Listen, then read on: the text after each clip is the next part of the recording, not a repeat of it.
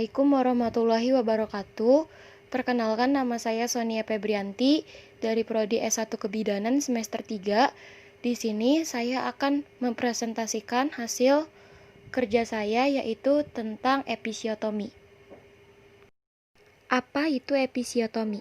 Episiotomi adalah sebuah irisan bedah melalui perineum yang dilakukan untuk memperlebar vagina dengan maksud untuk membantu proses kelahiran bayi. Perlebaran ini dapat dilakukan di garis tengah atau garis sebuah sudut dari ujung belakang dari pulpa. Dilakukan di bawah bius lokal dan dijahit kembali setelah melahirkan. Analisis jurnal pertama. Beberapa dokter percaya bahwa episiotomi rutin pemotongan bedah vagina dan perineum akan mencegah robekan serius saat melahirkan. Di sisi lain, episiotomi menjalin trauma perineum dan jahitan. Kebijakan perawatan selama persalinan di beberapa negara.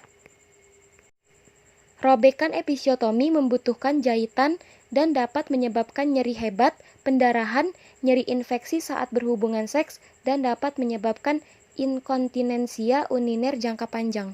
Penggunaan episiotomi telah menurun di Kanada untuk semua persalinan pervaginam.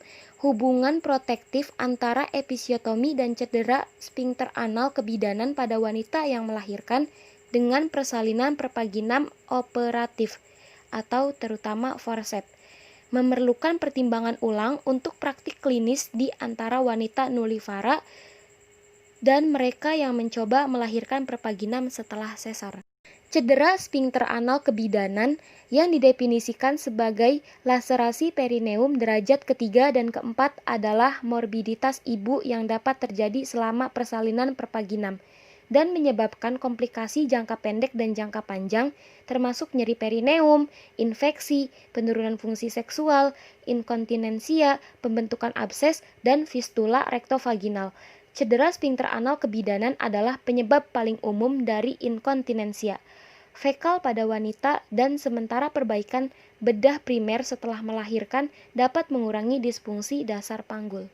Indikasi episiotomi yang termasuk nulliparitas adalah distosia bahu, persalinan sungsang, makrosomia janin, persalinan kala 2 yang berkepanjangan, cedera sphincter anal kebidanan sebelumnya, dan kebutuhan untuk persalinan cepat, misalnya dengan gawat janin dan persalinan cepat. Analisis jurnal yang ketiga. Profilaksis antibiotik dapat mengurangi kejadian infeksi luka setelah episiotomi, terutama dalam situasi yang berhubungan dengan resiko yang lebih tinggi dari infeksi perineal postpartum, seperti resiko infeksi dasar setelah persalinan pervaginam tinggi. Namun, bukti yang tersedia tidak jelas mengenai peran antibiotik profilaksis dalam mencegah infeksi setelah episiotomi.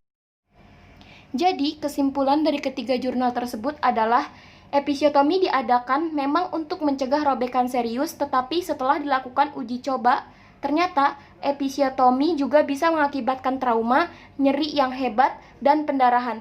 Antibiotik profilaksis juga digunakan untuk mengurangi infeksi luka setelah episiotomi. Tetapi, sekarang setelah dilakukan uji coba, ternyata tidak ada indikasi bahwa antibiotik profilaksis bisa mengurangi infeksi luka episiotomi.